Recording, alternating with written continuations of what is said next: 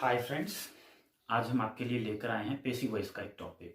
Passive voice के इस topic में हम अगर एक ही वीडियो बनाएंगे तो वीडियो काफ़ी लंबी हो जाएगी।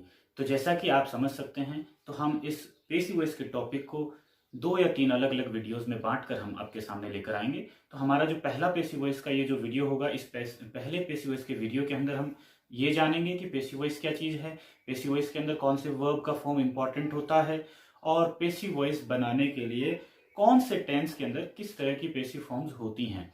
और हम एग्जाम्पल्स के माध्यम से ये भी पता करेंगे कि अगर फिल इन द ब्लैंक्स करने हो, यानी ब्लैंक्स को फिल करना हो, करेक्ट फॉर्म लगानी हो, तो वहाँ सेंटेंस अगर पेसिव का हो तो किस तरह से लगाएंगे। ये सारी चीज़ें हम आज के वीडियो में करने वाले हैं। तो हमारा वीडियो शुरू करें उससे पहले मैं आपसे रिक्वेस्ट करना चाहूँगा कि हमारे चैनल को सब्सक्राइब जरूर करें। हमारे चैनल को आप सब्सक्राइब करें, बेल आइकन को प्रेस करें, जिससे कि आपको हर वीडियो की नोटिफिकेशन जो है वो समय पर मिल जाए और हम आपके लिए यूं ही वीडियोस जो हैं वो लगातार बनाते रहें। आपके लिए हम यही यूं ही जो इंग्लिश ग्रामर के अच्छे अच्छे वीडियोस हम आपके सामने लाते रहें, बनाते रहें, हमारा हौसला बना रहे। तो आइए शुरू करते हैं हम आज का वीडियो और हम आपको ले चलते हैं हमारे स्क्रीन की तरफ। स्क्रीन रिकॉर्डर के माध्यम से हम आज का वीडियो आपको पढ़ाने वाले हैं। तो आइए शुरू करते हैं।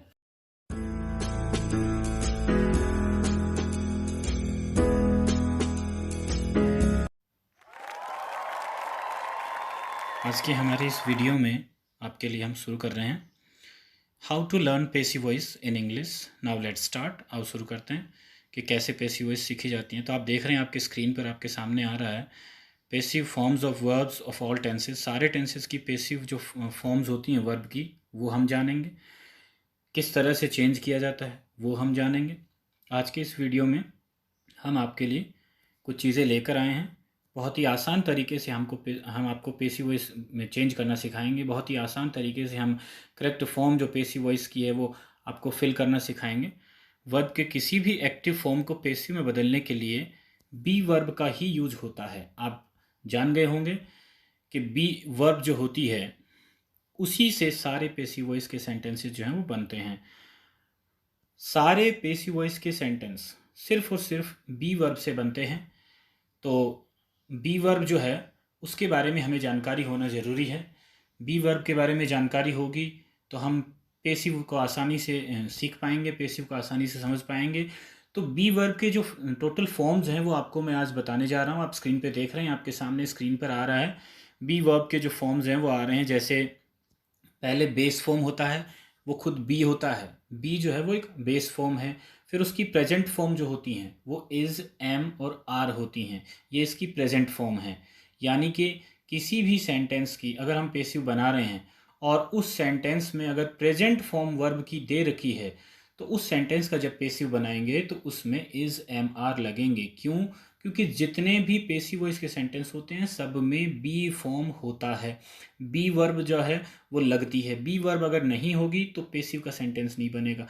इसलिए जितने भी सेंटेंस हम सीखेंगे उन सब के अंदर बी के फॉर्म्स जो हैं वो हमें ध्यान में होने ज़रूरी हैं। तो आप देख रहे हैं आपके सामने स्क्रीन पर आ रहा है कि बी का प्रेजेंट फॉर्म होता है इज़, एम, आर। और अगर कोई सेंटेंस प्रेजेंट का है यानी उसमें प्रेजेंट फॉर्म लगी हुई है, जैसे वर्ब की फर्स्ट फॉर्म दी हुई हो या एस ई एस लगा हो वर्ब में, जिसको प्रेजेंट फॉर्म ही कहते हैं। वर्ब की प्रेजेंट फॉर्म क्या होती है? फर्स्ट फॉर्म जिसको हम कहते हैं या जिसमें एस ई एस लगा होता है उसी को वर्ब की प्रेजेंट फॉर्म कहा जाता है। तो ऐसा कोई भी सेंटेंस जिसमें वर्ब की प्रेजेंट फॉर्म दी हुई हो उसका पेसिव बनाएंगे तो उसमें हम क्या लगाएंगे? इज, एम, आर लगाएंगे, जो कि बी वर्ब का प्रेजेंट फॉर्म है।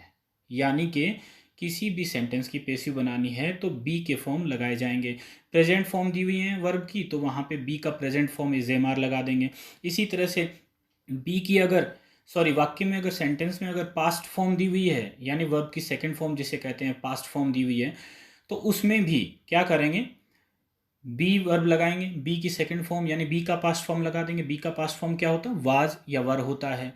तो आप समझ रहे हैं, आपके सामने स्क्रीन पे चल रहा है जो जो मैं बोले जा रहा हूँ वो सब आपके सामने स्क्रीन पे लिखा हुआ है, आप देख सकते हैं।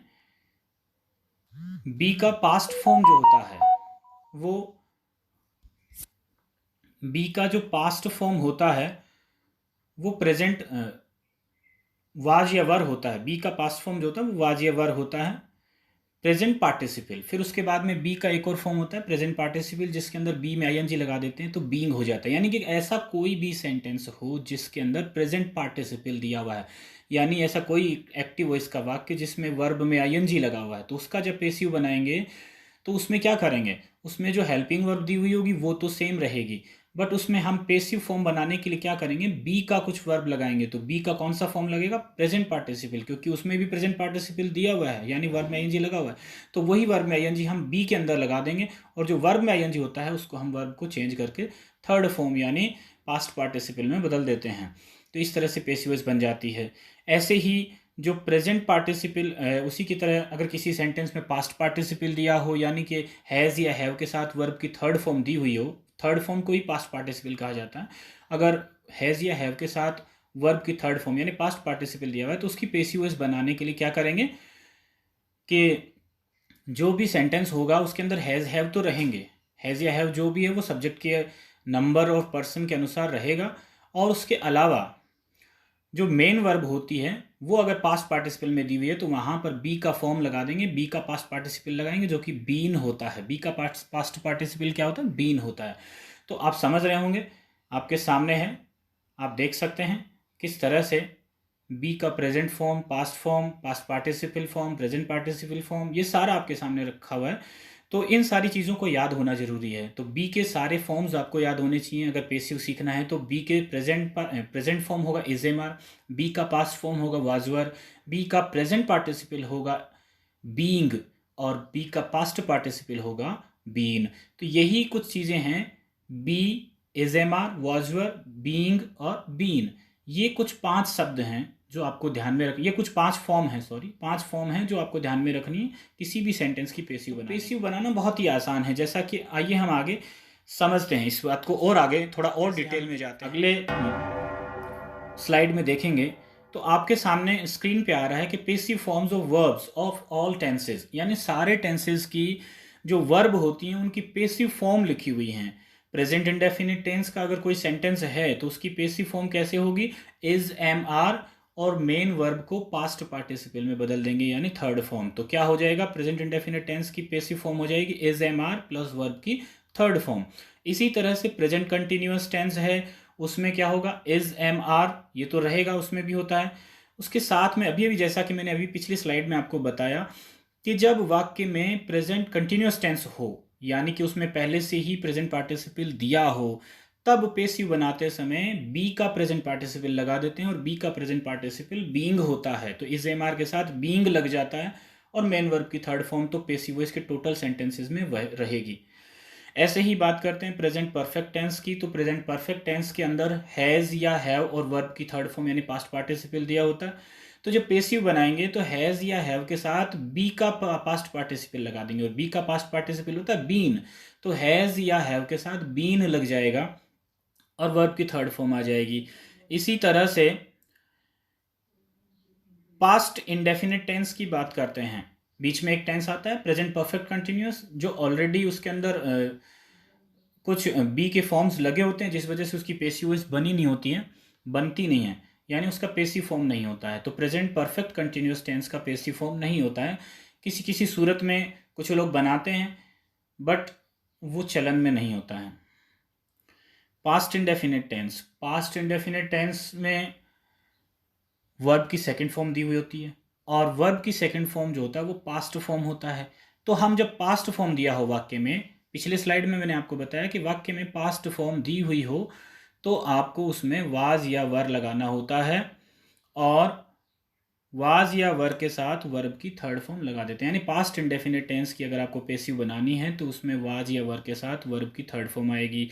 इसी तरह से पास्ट कंटिन्यूअस टेंस है तो उसकी पेसिव वॉइस बनाने के लिए वाज या वर के साथ वर्ब की वाज या वर्ब के साथ बीइंग आएगा, क्योंकि ये पास्ट कंटिन्यूअस है। कंटिन्यूअस टेंस जो भी होते हैं उनमें पार्टिसिपल लगता है, वो भी प्रेजेंट का पार्टिसिपल लगता है। जितने भी कंटिन्यूअस टेंस हैं, चाहे वो किसी भी टेंस का कंटिन्यूअस है, उसमें प्रेजेंट पार्टिसिपल लगाया जाता है बी का प्रेजेंट पार्टिसिपल बीइंग लगाया जाता है। यानी कि जैसे प्रेजेंट कंटिन्यूअस है इज एम आर, बीइंग लग जाता है, ऐसे ही वाजवर पास्ट कंटिन्यूअस में होते हैं तो उसके साथ भी बीइंग लग जाता है। तो वाजवर प्लस बीइंग और वर्ब की थर्ड फॉर्म आ जाती है। इसी तरह से पास्ट परफेक्ट टेंस की बात करेंगे तो पास्ट परफेक्ट टेंस जितने भी हैं सॉरी पास्ट परफेक्ट टेंस जो भी है, पास्ट परफेक्ट टेंस में क्या होता है, हेड होता है, हेड प्लस थर्ड फॉर्म होती है। पास्ट परफेक्ट टेंस में हेड प्लस थर्ड फॉर्म होता है, और हेड के साथ में भी बीन लगाएंगे, क्योंकि ये भी जो पास्ट परफेक्ट टेंस है उसमें भी परफेक्ट पार्टिसिपल जो दिया होता है, यानी वर्ब की थर्ड फॉर्म दी हुई होती है ऑलरेडी, पास्ट पार्टिसिपल दिया होता है, जहां पास्ट पार्टिसिपल दिया होगा वहां पर बी का पास्ट पार्टिसिपल लगाएंगे। बी का पास्ट पार्टिसिपल बीन होता है, जो आपके सामने स्क्रीन पे आपको नजर आ रहा होगा, तो आप देख सकते हैं। फिर उसके बाद में पास्ट का परफेक्ट कंटिन्यूअस टेंस आता है, जिसकी पेसिव फॉर्म नहीं होती है। इसी तरह से सारे जो मॉडल्स होते हैं, ऑल जितने भी मॉडल्स हैं, उन सब के साथ में बी का फॉर्म, बेस फॉर्म जो होता है वो लगाया जाता है, क्योंकि जितने भी मॉडल हैं वो सारे के सारे खुद एक बेस फॉर्म होते हैं। जितने मॉडल हैं वो सब खुद बेस फॉर्म होते हैं, और इसलिए जब सेंटेंस में बेस फॉर्म दी हुई हो तो फिर बी का भी बेस फॉर्म ही उसमें यूज किया जाता है। इसलिए ऐसे सेंटेंस जिनमें मॉडल्स लगे हुए होते हैं, जैसे can, could, will, should, may, might, must, ऐसे कोई भी सेंटेंस हो, तो उनमें पेसिव बनाने के लिए बी फॉर्म का प्रयोग किया जाएगा, जो कि बी का बेस फॉर्म है। तो आप कुछ एग्जाम्पल्स देख रहे होंगे, आपके स्क्रीन पे कुछ एग्जाम्पल्स आ रहे हैं। जैसा कि आप देख रहे हैं कि फर्स्ट सेंटेंस में लिखा हुआ है इंग्लिश, फिर ब्लैंक था, यहाँ पे मैंने फिलअप कर रखा है, वैसे आप देख सकते हैं इंग्लिश, फिर स्पीक, ब्रैकेट में वर्ब दी हुई, ऑल ओवर द वर्ल्ड।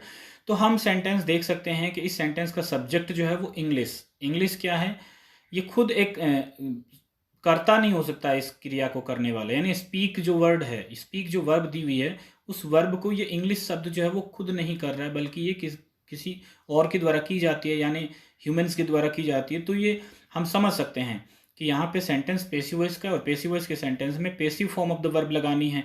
तो हम बात करेंगे ऑल ओवर द वर्ल्ड, पूरी दुनिया में इंग्लिश, ये एक सामान्य वाक्य है, सामान्य सत्य बताया जा रहा है, जनरल ट्रुथ बताया जा रहा है। तो जनरल ट्रुथ आप देख सकते हैं जब बताया जाता है तो वो प्रेजेंट इंडेफिनिट होता है, और प्रेजेंट इंडेफिनिट टेंस में अभी अभी आपके सामने स्क्रीन पर लिखा हुआ है इज, एम, आर, और वर्ब की थर्ड फॉर्म लिखी हुई है। तो यहाँ पे इंग्लिश दिया हुआ है, तो आप देख सकते हैं कि इंग्लिश सिंगुलर सब्जेक्ट है, इसके साथ में इज आएगा, और फिर वर्ब की थर्ड फॉर्म आएगी। तो स्पीक की थर्ड फॉर्म स्पोकन, और इज स्पोकन, इस तरह से ये ब्लैंक जो है वो फिल कर दिया जाता है। ऐसे ही अगला सेंटेंस है rice eat in many countries, बहुत से देशों में चावल खाया जाता है। इस तरह के जो सेंटेंस है वो भी प्रेजेंट इंडेफिनिट टेंस का ही वाक्य है। ये चारों सेंटेंस प्रेजेंट इंडेफिनिट टेंस से ही रिलेटेड हैं, जिनमें जनरल ट्रुथ्स बताए गए हैं, या फिर कोई नेचुरल स्टेट्स बताई गई हैं, या फिर जिसमें एडवर्ब भी लगी हुई है एक सेंटेंस में। चौथा सेंटेंस आप देख सकते हैं जिसमें रेगुलरली लगा हुआ है, तो बता रहा है कि प्रेजेंट इंडेफिनिट है। तो आप देख सकते हैं इन चारों सेंटेंसेस में प्रेजेंट इंडेफिनिट टेंस, और प्रेजेंट इंडेफिनिट टेंस होने के कारण ही इनके करेक्ट फॉर्म्स जो है, अगर हम एग्जाम में जब पूछा जाएगा कि इसमें क्या करेक्ट फॉर्म फिलअप की जाएगी, तो हम देख सकते हैं कि ऐसे सेंटेंसेस जो प्रेजेंट इंडेफिनिट टेंस के हों, उनमें इज, एम या आर के साथ वर्ब की थर्ड फॉर्म लगा दी जाती है। अब आपको पता ही है कि singular subject, third person singular subject हो तो इज लगाते हैं, और फर्स्ट पर्सन सिंगुलर हो तो आई के साथ एम लग जाता है, और बाकी अदर जितने भी सब्जेक्ट हैं उन सब के साथ आर लगाया जाता है, और वर्ब की थर्ड फॉर्म लगाई जाती है। तो आपने ये स्लाइड देखी, इसके अगली स्लाइड, नेक्स्ट स्लाइड में आप देख रहे होंगे, आपके सामने है, मैं आपको थोड़ा जूम करके दिखा रहा हूँ। कुछ चीज़ें जो हैं वो मैं आपको पिछली स्लाइड में बता चुका हूँ, इसलिए उनको हम स्किप कर रहे हैं। आप देखें कि उसके आगे मॉडल्स दिए हुए हैं, तो मैंने आपको अभी बताया पिछली स्लाइड में कि जितने भी मॉडल्स होते हैं उन सबके साथ बी लगाया जाता है। तो आप देख सकते हैं किस तरह से बी लगाना है। Will, shall, can, may, could, should, would, might, must, ये जितने भी हैं, नीड नॉट है, डेयर है, ऑट टू है, यूज्ड टू है, जितने भी मॉडल्स हैं, इन सब के साथ में आप देख रहे होंगे प्लस बी, प्लस वर्ब की थर्ड फॉर्म।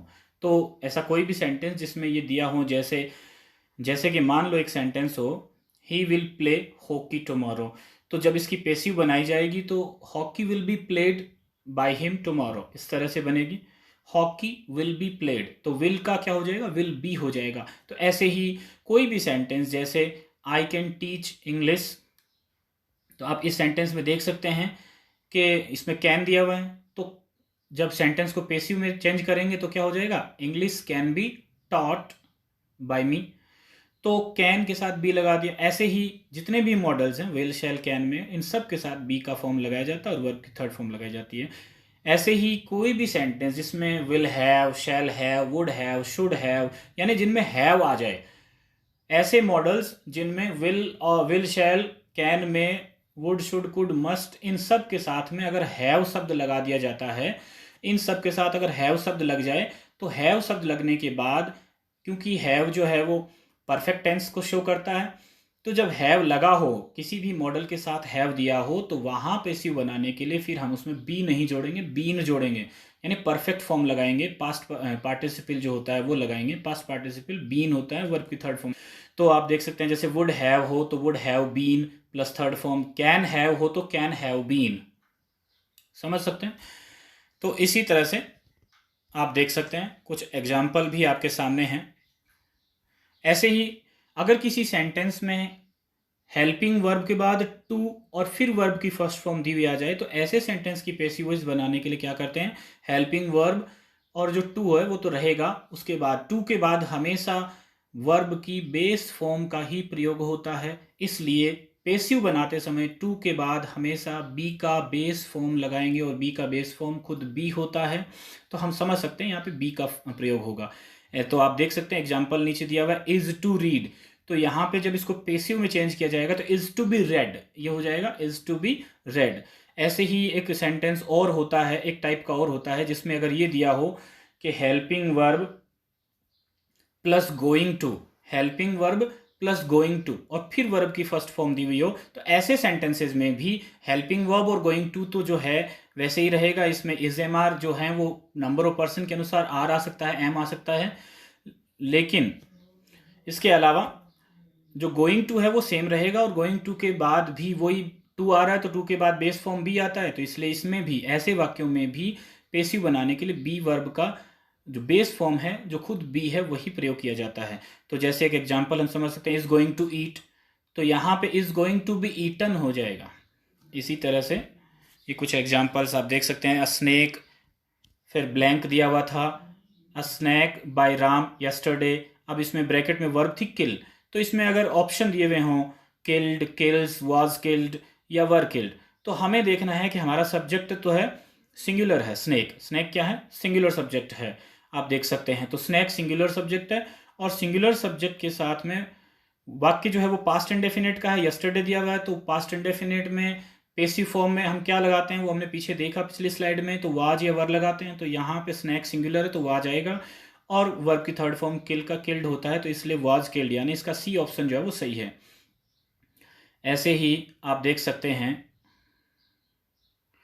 अगले सेंटेंस में भी आप देख सकते हैं, a gift was given to me on my birthday, he was married to Sita last year, he will be awarded tomorrow, water is boiled at 100 degree Celsius।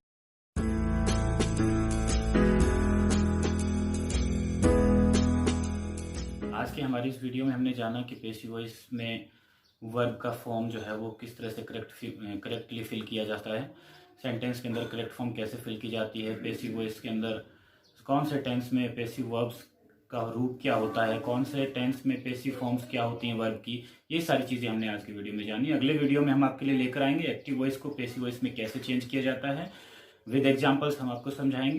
तब तक के लिए अलविदा। और जाने से पहले एक बार मैं आपको अपने वीडियो के बारे में फिर से याद दिलाना चाहूँगा कि अगर आपको हमारा वीडियो अच्छा लगा हो तो इसे हमें कमेंट में ज़रूर बताएं, और लाइक करना ना भूलें, और हमारे चैनल को सब्सक्राइब करें, बेल आइकन को प्रेस करें, ताकि आपको सारे वीडियोस की नोटिफिकेशन तुरंत मिलती रहे।